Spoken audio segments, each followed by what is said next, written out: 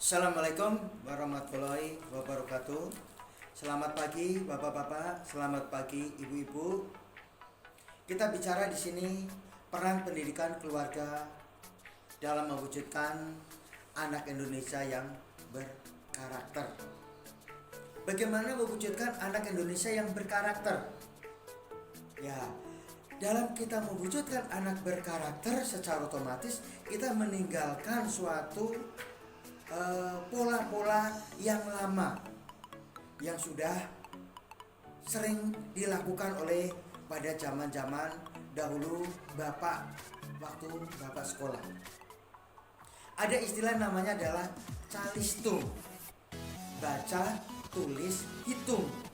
Nah, di situ dalam suatu baca, tulis, hitung hampir setiap hari yang bapak jumpain pada saat itu. Kalau kita berangkat sekolah, sampai di sekolah yang ada hanya seperti itu, baca, tulis, dan hitung. Ya, itu kita tinggalkanlah seperti hal-hal seperti ini, karena kita zaman sekarang udah sangat berbeda sekali dengan pada zaman-zaman pada saat bapak sekolah. Zaman sekarang sudah serba maju dalam ilmu pengetahuan dan teknologinya. Kita mengenal ada istilah 4K. Apa itu 4K? Yaitu 1. Komunikasi, 2. Kreativitas, 4. Kolaborasi, dan 3. Kolaborasi, dan yang 4 adalah berpikir kritis. Nah, 4K inilah yang diterapkan dalam seperti zaman-zaman sekarang, zaman yang bisa dikatakan zaman yang sudah sangat maju. Pertama adalah komunikasi.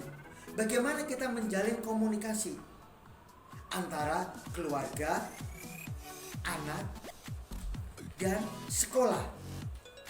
Ini sangat berperan sekali. Komunikasi ini apa? Supaya terjadi suatu hubungan yang sangat baik atau hubungan yang sangat timbal balik lah. Hubungan yang baik antara si anak dengan keluarga dan sekolah. Ini harus terjalin komunikasi. Dengan terjalinnya suatu komunikasi antara keluarga, anak, dan sekolah, ini secara otomatis itu akan menjadi anak itu berkarakter yang baik. Yang kedua adalah kreativitas. Bagaimana menumbuhkan kreativitas anak itu sendiri? Dengan terjalinnya suatu hubungan antara anak dengan keluarga dan anak dengan sekolah, secara otomatis dia bakat-bakat yang ada pada diri anak itu akan timbul. Bakat-bakat yang tadinya terpendam, dengan adanya keterbukaan keluarga, dengan sekolah juga memberikan suatu motivasi kepada anak ini, maka secara otomatis kreativitas anak itu akan semakin berkembang, semakin akan tumbuh dengan baik. Ini kreativitas. Yang ketiga adalah kolaborasi. Nah, bagaimana kolaborasi antara keluarga, anak itu sendiri, dan sekolah, dan hobi dari anak itu? Ya, secara otomatis dengan tergabungnya kreativitas anak itu dengan komunikasi yang timbul diakibatkan dengan hubungan yang baik dengan keluarga dan sebagainya, secara otomatis akan terjadi suatu hubungan yang baik secara kolaborasi itu sendiri. Dan yang keempat adalah bagaimana berpikir kritis. Biasanya anak semakin perkembangan dengan komunikasinya sudah bagus, kreativitasnya itu bagus, dan terjalin suatu kolaborasi yang bagus, secara otomatis anak itu akan berpikir sangat kritis sekali. Kritis dalam pengertian diri, kritis yang membangun, kritis yang positif.